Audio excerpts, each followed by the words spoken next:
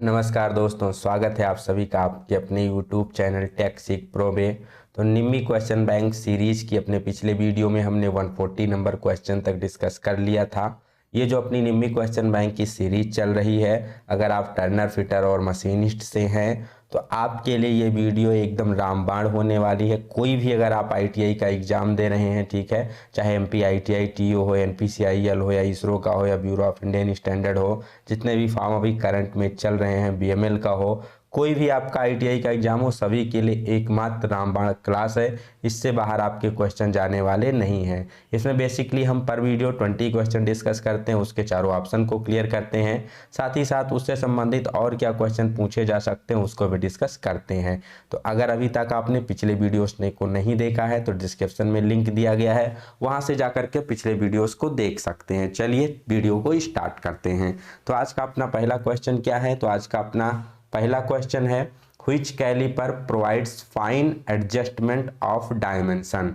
कौन सा कैलिपर है जो आयामों का फाइन एडजस्टमेंट प्रोवाइड करता है? इसके कहने का मतलब है कि जब हम उस कैलिपर से माप ले रहे होते हैं तो उसमें बहुत ही अच्छे से उसकी जो सेटिंग होती है, बहुत ही फाइन सेटिंग कर सकते हैं, ठीक है, बहुत एक्यूरेट सेटिंग कर सकते हैं। तो कौन सा कैलिपर होता है? तो वो होता है आपका स्प्रिंग जॉइंट कैलिपर। कौन होता है? स्प्रिंग जॉइंट कैलिपर के द्वारा बहुत ही फाइन एडजस्टमेंट प्राप्त की जाती है। आप सभी को पता है कैलिपर अकॉर्डिंग टू जोड़ के अनुसार एक हो आ गया आपका फर्म जॉइंट कैलिपर, दूसरा हो गया स्प्रिंग जॉइंट कैलिपर, ठीक है। तो स्प्रिंग जॉइंट कैलिपर की जो रीडिंग होती है बहुत ही एक्यूरेट आती है, बहुत ही अच्छे से फाइन इसको हम एडजस्ट कर सकते हैं, थोड़ा ज़्यादा टाइम यहाँ पर आपका लेता है। बड़े जॉबों के लिए उतना यूजफुल नहीं होता। अगर मान लीजिए बड़े जॉब के लिए पूछा जाए तो आपका फर्म जॉइंट कैलिपर यूजफुल होता है। इनसाइड कैलिपर का प्रयोग किया जाता है इंटरनल मेजरमेंट के लिए, जैसे इंटरनल डायमीटर हो गया, कोई विड्थ हो गई, ठीक है, कोई स्लॉट हो गया, कोई ग्रूव हो गया, उसके डायमेंशन के लिए, ठीक। आउटसाइड कैलिपर का प्रयोग किया जाता है बाहरी माप के लिए। ऑड लेग कैलिपर, जिसे जैनी कैलिपर के नाम से भी जानते हैं, हर्माफ्रोडाइट कैलिपर के नाम से भी जानते हैं, इसका प्रयोग बेसिकली किसी दिए गए एज के पैरेलल लाइन खींचने के लिए, किसी राउंड बार या कोई सिलेंड्रिकल जॉब है उसका सेंटर फाइंड आउट करने के लिए इसका प्रयोग किया जाता है। Next question, which metal cutting saw is used to cut large cross section area. बड़े क्रॉस सेक्शन एरिया की कटिंग के लिए कौन से मेटल सा का उपयोग किया जाता है? तो मेटल सा का मतलब यहाँ पर पूछा जा रहा है कौन सा कटिंग सा यूज किया जाता है, ठीक है। तो अगर बात की जाए, यहाँ पर ऑप्शन दिया गया है पावर सा, कंटूर सा, सर्कुलर सा और हॉरिजेंटल सा। यहाँ पर पूछा गया है लार्ज क्रॉस सेक्शन एरिया, ठीक है। तो लार्ज क्रॉस सेक्शन एरिया के लिए किसका प्रयोग किया जाता है? तो प्रयोग किया जाता है सर्कुलर सा। किसका प्रयोग किया जाता है? सर्कुलर सा का प्रयोग किया जाता है जब आपका क्रॉस सेक्शन एरिया काफी बड़ा होता है। इससे संबंधित यहाँ पर आपसे एग्जाम में और पूछा जाता है, होता है कंटूर सा के बारे में पूछा जाता है कि कंटूर बैंड सा का प्रयोग कहाँ करते हैं? तो इसका प्रयोग किया जाता है बेसिकली डिफरेंट प्रकार की प्रोफाइल को कट करने के लिए, ठीक है। तब जो आपकी प्रोफाइल शेप होती है, कई सारे डिफरेंट प्रोफाइल में पाई जाती है, डिफरेंट शेप में कटिंग करनी होती है, तो वहां पर कंटूर सा का प्रयोग किया जाता है। पावर सा बेसिकली जैसे एक हो गया आपका नॉर्मल हेक्सा, जिसे हम हैंड द्वारा कटिंग करते हैं, इसी को अगर हम पावर के द्वारा कटिंग करें, विद्युत का प्रयोग करके कटिंग करें, तो आपका पावर सा होता है। ये फॉरवर्ड और रिटर्न स्ट्रोक में मूवमेंट करता है। फॉरवर्ड में क्या करता है? मटेरियल चिप्स को हटाता है, और रिटर्न स्ट्रोक में यहाँ कटिंग का काम करता है। हॉरिजेंटल जो बैंड सा होती है, बेसिकली इसमें क्या होती है, एक वर्टिकल ब्लेड लगी होती है और एक कंटिन्यूअस कटिंग करती है, ठीक है। इसका एडवांटेज क्या है हॉरिजेंटल बैंड का? ये क्या करती है? कंटिन्यूअस कटिंग करती है। चलते हैं नेक्स्ट क्वेश्चन की तरफ। Which marking table are made up of cast iron. Marking table को कास्ट आयरन से क्यों बनाया जाता है? ठीक है, क्वेश्चन पूछा गया है why marking table are made up of cast iron. Marking table को कास्ट आयरन से क्यों बनाते हैं? बहुत ही फेमस क्वेश्चन है, लगभग हर एक एग्जाम में पूछा जाता है। तो ये आपका शायद गलत नहीं होगा, इसका आंसर क्या हो जाता है? सेल्फ लुब्रिकेशन, जो कि कास्ट आयरन होता है। इसमें जो बेसिकली आयरन होता है किस में फॉर्म में होता है? वो ग्रेफाइट के फॉर्म में होता है, जिसके कारण इसमें सेल्फ लुब्रिकेशन का गुण आता है। इसी के कारण जो भी आपकी ये मार्किंग टेबल्स होती है किससे बनाई जाती है? कास्ट आयरन से बनाई जाती है। Next question, what is the name of gauge. यहाँ पर आपको एक गेज दिखाया गया है, पूछा गया है इस गेज का नाम क्या है। ठीक है, तो आप सभी को पता है इस गेज का नाम क्या है, तो इसे हम बेबल गेज के नाम से जानते हैं। इसका क्या नाम है, तो ये है आपका बेबल गेज। बेबल गेज का प्रयोग कहाँ करते हैं, तो आपका बेसिकली एक इनडायरेक्ट आपका एंगल चेकिंग इंस्ट्रूमेंट है। कोई आपका एंगुलर जॉब है, उसकी हमें क्या करनी है, एंगल की चेक करनी है, तो यहाँ पर इसका प्रयोग किया जाता है। फिर इसकी रीडिंग को हमें क्या करना होता है, प्रोटेक्टर पे ट्रांसफर करना होता है, क्योंकि इस पे कोई ग्रेजुएशन नहीं बनी है।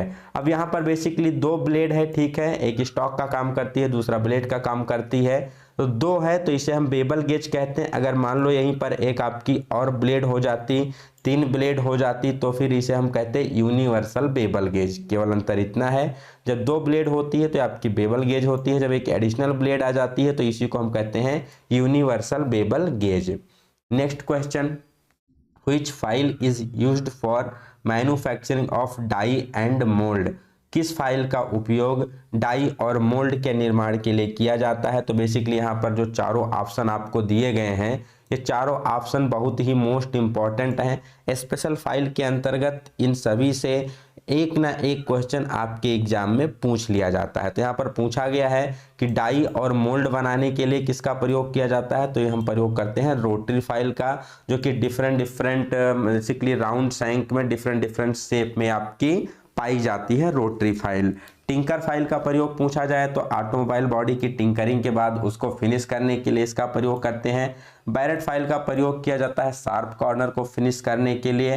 रैश कट फाइल आप सभी को पता है कहाँ पर प्रयोग करते हैं, तो जो रैश कट फाइल होती है अकॉर्डिंग टू कट के अनुसार होती है। इसके जो तीत होते हैं इंडिविजुअल शार्प तीत होते हैं, लेडर या वुड की फाइलिंग के लिए इसका प्रयोग किया जाता है।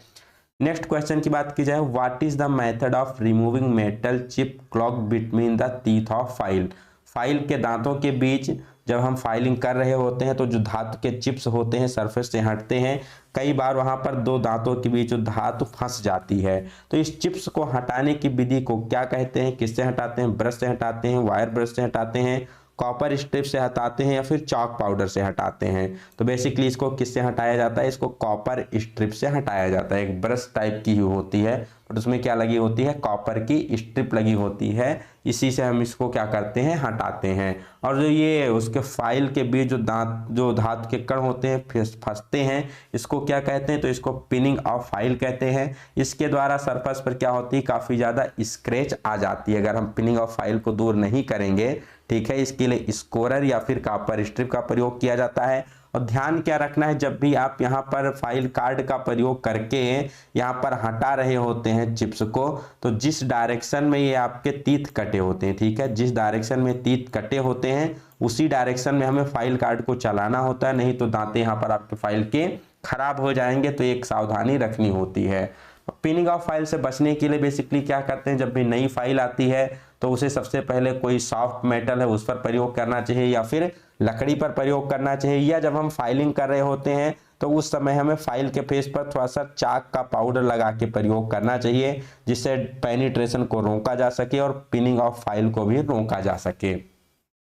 Next question, which vice is used for holding small work that required filing और ड्रिलिंग।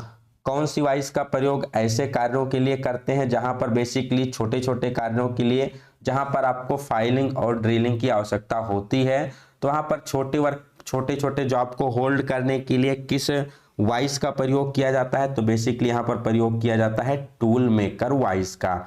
जो भी बेसिकली आपके टूल रूम वर्क होते हैं जहाँ पर काफी फिनिश कार्य हम करते हैं, छोटे छोटे जॉब को होल्ड करके उस पर फाइलिंग या ड्रिलिंग करते हैं, तो उसके लिए किसका प्रयोग करते हैं, टूल मेकर वाइस का यहाँ पर प्रयोग किया जाता है। नेक्स्ट, अगर यहाँ से आपके पिन वाइस के बारे में पूछा जाए, चूंकि ये 4 वाइसें हैं जो आपके एग्जाम में फ्रीक्वेंटली पूछी जाती हैं। पिन वाइस के बारे में पूछा जाए तो पिन वाइस का बेसिकली प्रयोग किया जाता है वॉच मेकर शॉप में।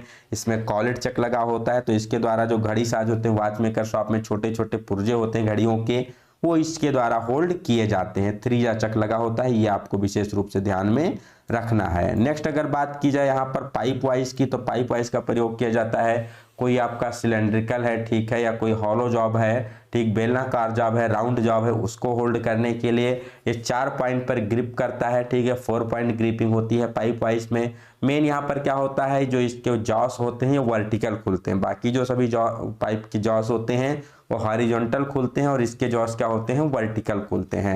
हैंड वाइज आप सभी को पता है हैंड में प्रयोग की जाती है काफ़ी मिनट वर्क्स करने के लिए। इसमें भी बेसिकली छोटे छोटे जॉब को होल्ड किया जाता है, बिंग नट के द्वारा इसे ओपन और क्लोज किया जाता है। माइल्ड स्टील की बनी होती है, नॉर्मली 125 mm तक के जॉब को होल्ड करने के लिए प्रयोग की जाती है। Next question, which hexa blade is used for cutting along curve line? किस हेक्सा ब्लेड का उपयोग घुमावदार रेखाओं के साथ काटने के लिए किया जाता है? तो आपकी कौन सी हेक्सा ब्लेड होती है? बेसिकली कहना क्या चाह रहा है, मान लो कुछ इस प्रकार से आपको कटिंग करनी है, ठीक, कुछ इस प्रकार से कर्व में कटिंग करनी है, तो उसके लिए किस हेक्सा ब्लेड का प्रयोग करेंगे? ऑप्शन दिया गया है HSS high speed steel blade का, ऑल हार्ड ब्लेड या फ्लेक्सिबल ब्लेड या डायमंड ब्लेड। तो बेसिकली अगर आप यहाँ पर देख पा रहे होंगे तो कर्व में कटिंग के लिए आपको क्या करना होगा, थोड़ा सा वहां पर ब्लेड को बेंड करना होगा। और बेंडिंग कब होगी? जब आपकी ब्लेड क्या होगी, फ्लेक्सिबल होगी। अगर आपकी ब्लेड हार्ड होगी तो बेंड नहीं होगी, इमीडिएटली टूट जाएगी।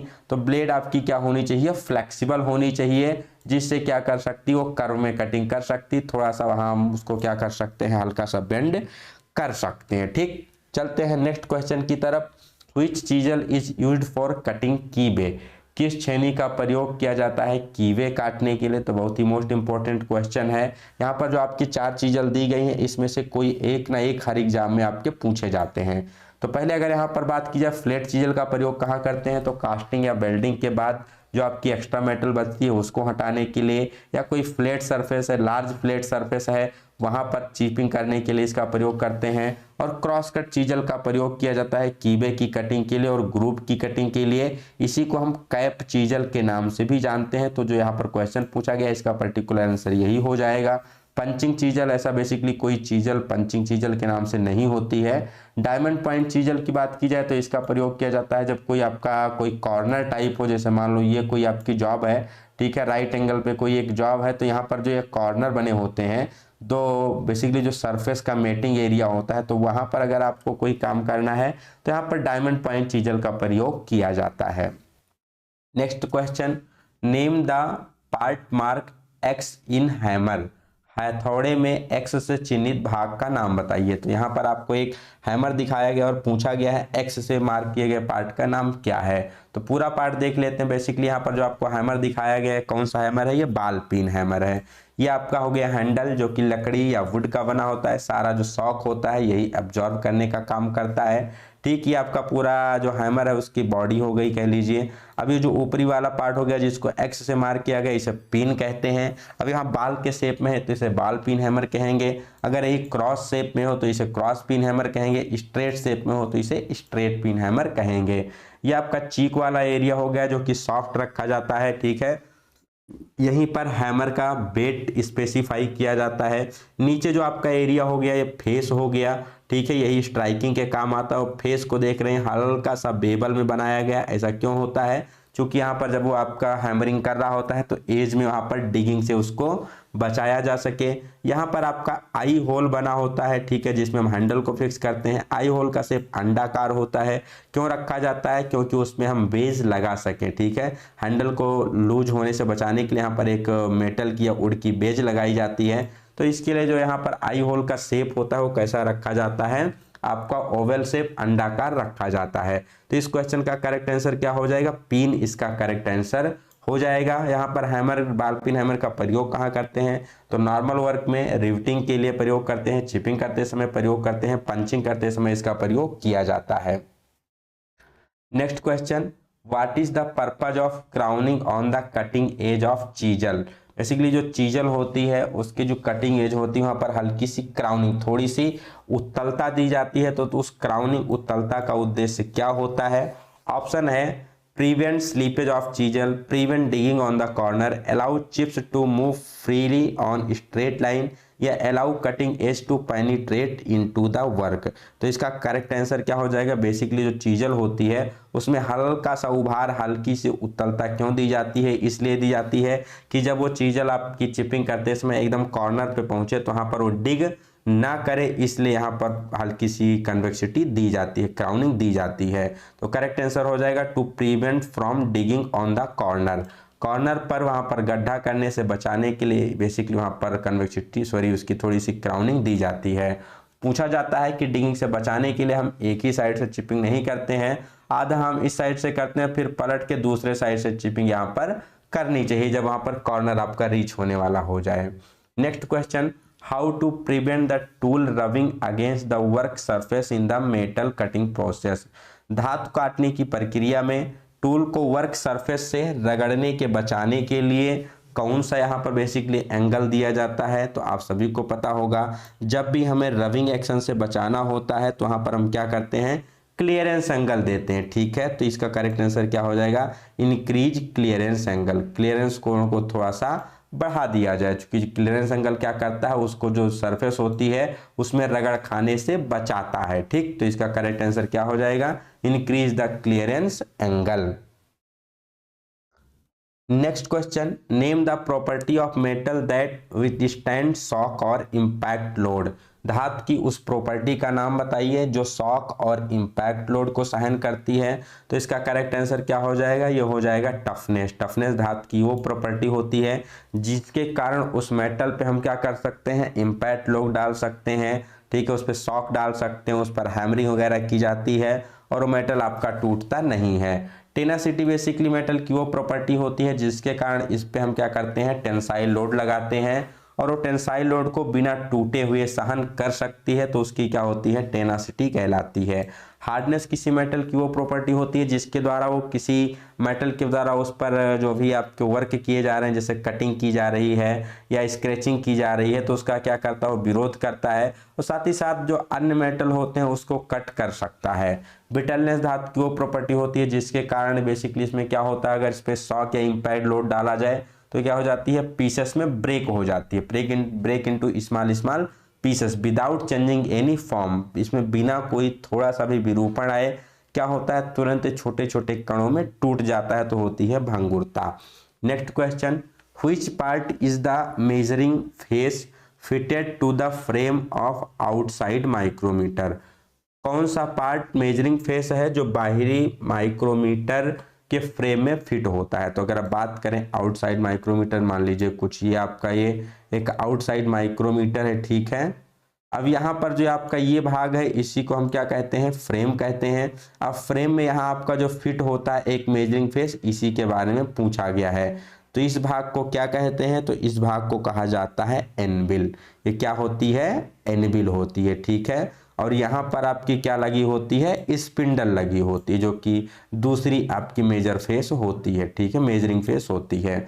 अब एनबिल पर बेसिकली यहाँ पर कार्बाइड टिप को भी ब्रेच किया जाता है जिससे यहाँ पर उसके बियर और टियर को रोका जा सके। यहाँ पर रैचेट स्टॉप के बारे में फ्रीक्वेंट क्वेश्चन पूछा जाता है। तो यूनिफॉर्म प्रेशर इंश्योर करने के लिए, एक समान प्रेशर अप्लाई करने के लिए रैचेट स्टॉप का प्रयोग किया जाता है। जो स्पिंडल होती है इस पर 0.5 mm की थ्रेड कटी होती है। स्लीव या बैरल हो गया, इस पर आपकी मेन ग्रेजुएशन बनी होती है। ठीक है, चलते हैं, sorry not main graduation, sleeve या बैरल, इस पे आपकी जो क्या नाम तो स्लीव या बैरल पर बेसिकली आपकी 25 ग्रेजुएशन बनी होती है जो कि आपकी डेटम लाइन कह सकते हैं, डेटम लाइन ग्रेजुएट होती है। और जो एनबिल का पार्ट होता है उस पर आपकी बेसिकली 50 जो ग्रेजुएशन होती हैं राउंड शेप वाली वो बनी होती हैं। जब आपका पूरा एनबिल क्या करता है, पूरा एक जो थिम्बल होता है पूरा एक राउंड कंप्लीट करता है, पूरा 50 ग्रेजुएशन कंप्लीट करता है, तो जो स्पिंडल होती है 0.5 mm अपने पिच के बराबर आगे की तरफ बढ़ती है, जहां से उसका हम लीस्ट काउंट निकालते हैं 0.01 mm। और सेम इसी के आधार पे आप बता सकते हैं कि जो माइक्रोमीटर होता है वो प्रिंसिपल नट एंड बोल्ट के सिद्धांत पे काम करता है। चलते हैं अगले क्वेश्चन की तरफ। What is the name of micrometer. यहाँ पर आपको एक माइक्रोमीटर दिखाया गया है, पूछा गया है ये कौन सा माइक्रोमीटर है। तो आप सभी को पता है ये क्वेश्चन बहुत बार एग्जाम में पूछा जाता है, क्या है, डेप्थ माइक्रोमीटर यहाँ पर आपको दिखाया गया है। डेप्थ माइक्रोमीटर का प्रयोग कोई आपका ब्लाइंड होल है उसकी डेप्थ आपको चेक करनी है, तो इसके लिए बेसिकली इसका प्रयोग किया जाता है डेप्थ माइक्रोमीटर का। यहाँ पर क्वेश्चन पूछा जाता है कि डेप्थ माइक्रोमीटर की जो रेंज होती है वो बेसिकली हम कैसे बढ़ा पाते हैं। तो डेप्थ माइक्रोमीटर में यहाँ पर आपका एक प्रोविजन होता है एक्सटेंशन रॉड का, यहाँ पर जो आपकी लगी होती है स्पिंडल के पीछे एक्सटेंशन रॉड लगी होती है, तो कई सारी डिफरेंट डिफरेंट साइज की यहाँ पर एक्सटेंशन रॉड आती है, जिसके द्वारा क्या कर सकते हैं, डेप्थ माइक्रोमीटर की रेंज को हम आराम से बढ़ा सकते हैं अकॉर्डिंग टू अपने यूज के अनुसार। ठीक, चलते हैं नेक्स्ट क्वेश्चन की तरफ। How the drill chuck are held on the machine spindle, machine spindle पर ड्रिल चक को कैसे पकड़ा जाता है, किस प्रकार से आपका ड्रिल चक होल्ड होता है। तो बेसिकली जो ड्रिल चक होता है उसको हम पहले किस में होल्ड करते हैं, आर्बर में फिट करते हैं, और फिर आर्बर को आपका स्पिंडल में पकड़ा जाता है। तो जो इसका करेक्ट आंसर हो जाएगा, आर्बर के द्वारा यहाँ पर ड्रिल का चक को स्पिंडल में पकड़ा जाता है। ठीक है, सॉकेट, स्लीव, इन सब का भी प्रयोग आपके एग्जाम में पूछा जाता है। तो सॉकेट का प्रयोग कब करते हैं, स्लीव का प्रयोग कब करते हैं, यह भी आपको क्लियर होना चाहिए। सॉकेट का प्रयोग कब किया जाता है, तो बेसिकली जब ड्रिल का व्यास स्पिंडल के व्यास से क्या होता है, ज़्यादा होता है, तो उसको होल्ड करने के लिए हम सॉकेट का प्रयोग करते हैं। और स्लीव का प्रयोग कब करते हैं, तो जब ड्रिल का व्यास स्पिंडल के साइज से छोटा होता है, तो वहां पर इस केस में ड्रिल को होल्ड करने के लिए स्लीव का प्रयोग किया जाता है। ड्रिल चक का प्रयोग कब करते हैं, तो ड्रिल चक का प्रयोग बेसिकली जो स्ट्रेट शैंक ड्रिल होती हैं, आप कह सकते हो 12.7 mm या 13 mm तक की जो साइज की ड्रिल होती हैं, उसको आर्बर के द्वारा होल्ड करने के लिए ड्रिल चक का प्रयोग किया जाता है। चलते हैं नेक्स्ट क्वेश्चन की तरफ।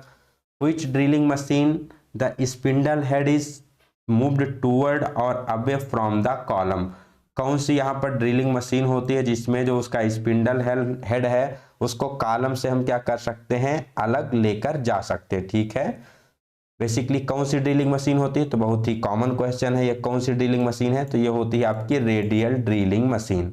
इसका करेक्ट उत्तर क्या हो जाएगा, इसका करेक्ट आंसर हो जाएगा रेडियल ड्रिलिंग मशीन। बेसिकली मान लीजिए उसका क्या है, बेस है, या आपका वहां पर मेन क्या हो गया, आपका उसका कॉलम हो गया। ठीक है, यहाँ पर आपका स्पिंडल है, इस पर जो हेड होता है, तो इसके स्पिंडल को हम 360 डिग्री में किसी भी डायरेक्शन में ले जा सकते हैं, और साथ ही साथ स्पिंडल हेड को भी इस स्पिंडल को कहीं भी मूव कर सकते हैं। तो इसका प्रयोग ऐसे जॉब के लिए किया जाता है जहां पर मान लो आपकी कोई जॉब है जिसको हमने एक बार सेटिंग कर दिया, हमें सेटिंग को चेंज नहीं करना है, और जॉब के डिफरेंट डिफरेंट लोकेशन में हमें ड्रिलिंग रिमिंग करनी है, तो उसके लिए यहाँ पर इसका प्रयोग किया जाता है।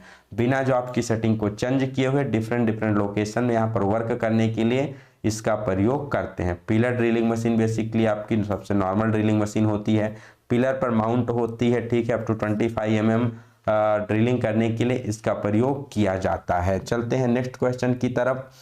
Which type of screw thread are rounded at the crest and root, तो कौन सा स्क्रू थ्रेड होता है जो क्रेस्ट और रूट पर क्या होता है, हल्का सा राउंड शेप में होता है, थोड़ा सा राउंड शेप में होता है, तो ये कौन सी होती है, ये बेसिकली आपकी होती है BSW थ्रेड। क्या होती है, BSW थ्रेड होती है, जो कि हल्का सा क्रेस्ट और रूट पर आपकी कह सकते हैं थोड़ा सा राउंड होती है। इसका प्रयोग कहाँ किया जाता है, तो जो आपकी BSW थ्रेड है, पहले यहाँ पर एंगल जान लीजिए, BSW थ्रेड है या आपकी कह लीजिए BSF थ्रेड है या BSP थ्रेड है, तीनों का एंगल 55 डिग्री होता है। अब BSW thread British standard Whitworth thread, इसका प्रयोग कहाँ किया जाता है, तो नॉर्मल जो आपके फास्टनर आते हैं ज़्यादा से ज़्यादा उसमें इसका प्रयोग किया जाता है। ठीक है, तो जो भी आपके फास्टनर होते हैं या बोल्ट हो गए, जैसे स्क्रू हो गए, तो उस सभी में BSW थ्रेड का प्रयोग किया जाता है। BSF का प्रयोग कहाँ किया जाता है, ब्रिटिश स्टैंडर्ड फाइन थ्रेड, तो इसका प्रयोग बेसिकली ऑटोमोबाइल शॉप में किया जाता है या एरोप्लेन स्टैंडर्ड इंडस्ट्री में इसका प्रयोग किया जाता है, जहां पर बहुत ही फाइन कंट्रोल की जरूरत होती है। BA थ्रेड का प्रयोग कहाँ करते हैं, तो BA थ्रेड का एंगल होता है 47.5 डिग्री। इसका प्रयोग बहुत ही मतलब प्रिसीजन वर्क में बहुत ही छोटे छोटे पार्ट में किया जाता है, जैसे जो रेडियो हो गया या वॉच हो गया, जो इलेक्ट्रॉनिक इंस्ट्रूमेंट होते हैं उसके जो स्क्रू आते हैं उसमें BA थ्रेड का प्रयोग किया जाता है। एक्मे थ्रेड, इसका एंगल कितना होता है, 29 डिग्री इसका एंगल होता है। यह आपकी बेसिकली बहुत ही स्ट्रॉन्ग थ्रेड होती है जो कि पावर ट्रांसमिशन में प्रयोग की जाती है, जैसे लीड स्क्रू हो गया लेथ का, उस पर इसका प्रयोग किया जाता है। BSP जो ब्रिटिश स्टैंडर्ड पाइप थ्रेड है, उसका प्रयोग कहाँ करते हैं, जो आपकी पाइप होती है उस पर जो एक्सटर्नल या इंटरनल थ्रेड कटी होती है वहां पर BSP थ्रेड का प्रयोग किया जाता है। Next question, what is the name of tap wrench. यहाँ पर आपको एक टैप रिंच दिखाया गया है, पूछा गया है इसका क्या नाम है। तो बेसिकली आपकी कौन सी टैप रिंच है, तो ये आपकी सॉलिड टैप रिंच है। ठीक है, कैसी टैप रिंच है, सॉलिड टाइप की आपकी टैप रिंच है। ठीक, टैप रिंच क्या होती है, तो टैप क्या है, तो टैप बेसिकली इंटरनल थ्रेड काटने के लिए प्रयोग की जाते हैं। तो टैप को हम जिस बेसिकली मशीन में होल्ड करते हैं उसे हम टैप रिंच कहते हैं। यहाँ पर आपका दिखाया गया है सॉलिड टैप रिंच, इसका मतलब क्या, इसमें जो यहाँ पर साइज दिया गया है उसी एक ही साइज का केवल यहाँ पर हम टैप होल्ड कर सकते हैं, बाकी और किसी अदर साइज का टैप यहाँ पर होल्ड नहीं किया जा सकता। तो ये कहाँ, एक साइज आपकी ये हो गई, उसको होल्ड कर सकते हैं, दूसरी साइज ये हो गई, उस साइज का टैप यहाँ पर होल्ड कर सकते हैं। सबसे ज़्यादा जो प्रयोग की जाती है वो प्रयोग की जाती है एडजस्टेबल टाइप टैप रिंच, जिसमें हम डिफरेंट साइज के टैप को होल्ड कर सकते हैं। टी हैंडल टैप रिंच का प्रयोग वहां पर करते हैं जहां पर जैसे मान लो काफी आपको डीप में यहाँ पर क्या करनी है, थ्रेडिंग करनी है। ठीक है, तो काफी ऊपर यहाँ पर पकड़ने के लिए आपका किसका प्रयोग किया जाता है, टैप रिंच के, टी हैंडल टैप रिंच का प्रयोग किया जाता है। मतलब रिस्ट्रिक्टेड जो स्पेस होते हैं, जहां पर स्पेस थोड़ा कम होता है, उस कंडीशन में इसका प्रयोग किया जाता है। Next question, what is the formula to calculate the tap drill size.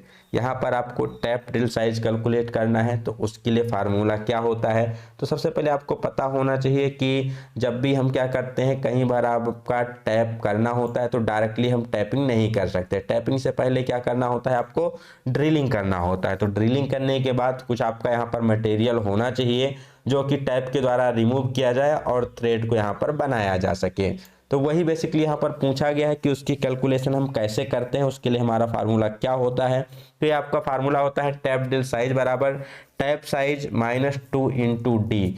2 into D का मतलब होता है 2 इंटू डेप्थ। ठीक है, जो आपकी डेप्थ ऑफ थ्रेड है। अब यहाँ पर बेसिकली आपका दिया गया है जो ऑप्शन नंबर ये है, करेक्ट आंसर हो जाएगा टैप ड्रिल साइज बराबर major dia minus 2 into depth. इसको आप समझ लीजिए एक बार, मेजर डाया कैसे बोल रहा है, जैसे मान लो ये आपकी कोई कह सकते हैं, मान लो थ्रेड बना देते हैं, ये आपकी कोई थ्रेड हो गई। ठीक है, उसका नीचे का ये पार्ट हो गया।